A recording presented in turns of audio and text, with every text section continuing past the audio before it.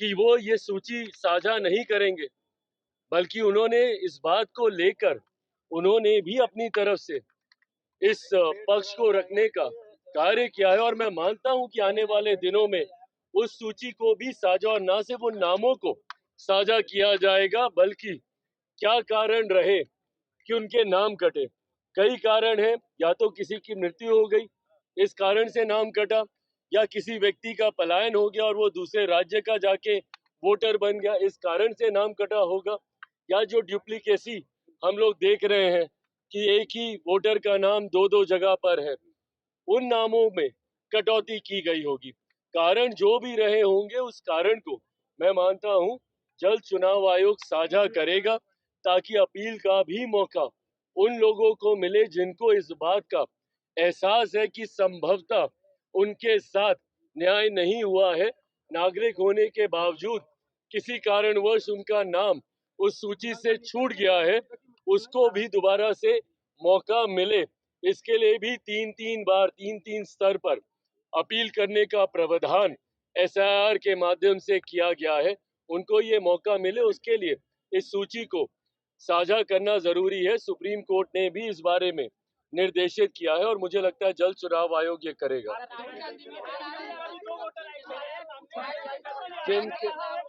जिनके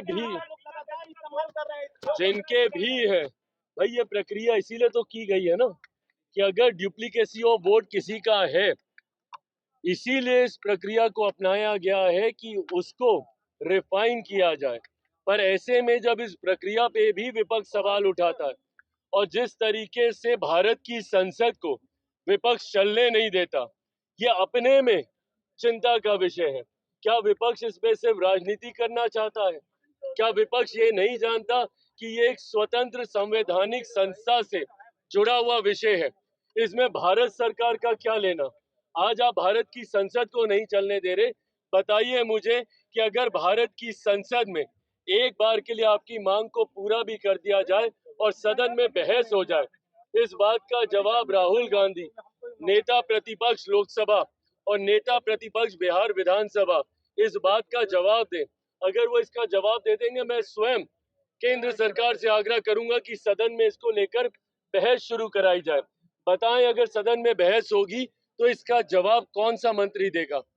किस मंत्रालय के अंतर्गत चुनाव आयोग आता है? इस बात का जवाब दे विपक्ष के तमाम नेता। क्या आप चाहते हैं कि चुनाव आयोग लोकसभा में आकर जवाब दे कि राज्यसभा में आकर चुनाव दे? ये लोग सिर्फ एसआईआर को लेकर हंगामा कर रहे हैं। अभी तक किसी भी नेता, किसी भी दल ने कोई भी आपत्ति चुनाव आयोग के समक्ष दर्ज कराने का काम नहीं किया। ये अपने में दर्शाता है कि इनके पास कोई प्रमाण नहीं है, सिर्फ ये लोग हवाई बातें करके भ्रम फैलाकर लोगों को डराने का काम कर रहे हैं।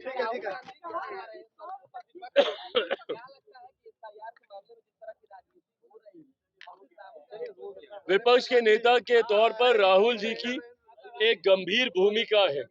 ऐसे में अपनी भूमिका को की जिम्मेदारी उनको समझनी चाहिए।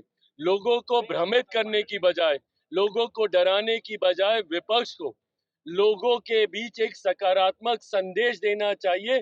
जो भी प्रक्रिया लोगों के हित में अपनाई जा रही है, उदाहरण के तौर पर सीए, नागरिकता देने वाले कानून को नागरिकता छीनने वाला कानून बताकर देश भर में आगजनी का माहौल इन लोगों ने बनाने का काम किया। पूछिए विपक्ष से कि सीए की वजह से किस मुसलमान की नागरिकता छीन ली गई। लोकसभा चुनाव में कहते रह गए ये लोग कि तीसरी बार मोदी सरकार आएगी तो आरक्षण छीन लिया जाएगा, संविधान की हत्या हो जाएगी, आपका क्या कहते हैं, लोकतंत्र की हत्या हो जाएगी। बताइए मुझे, किसका आरक्षण छीना गया? कहाँ का संविधान, कहाँ के लोकतंत्र की हत्या कर दी गई? सिर्फ झूठ बोलकर लोगों को भ्रमित करने का काम आज की तारीख में विपक्ष ने एक नई रणनीति का हिस्सा बना लिया है। और उसी रणनीति को साकार करने के लिए एक बार फिर राहुल जी बिहार आ रहे हैं, बिहारियों को भ्रमित करने के लिए, उनको डरा कर अपने पक्ष में कर।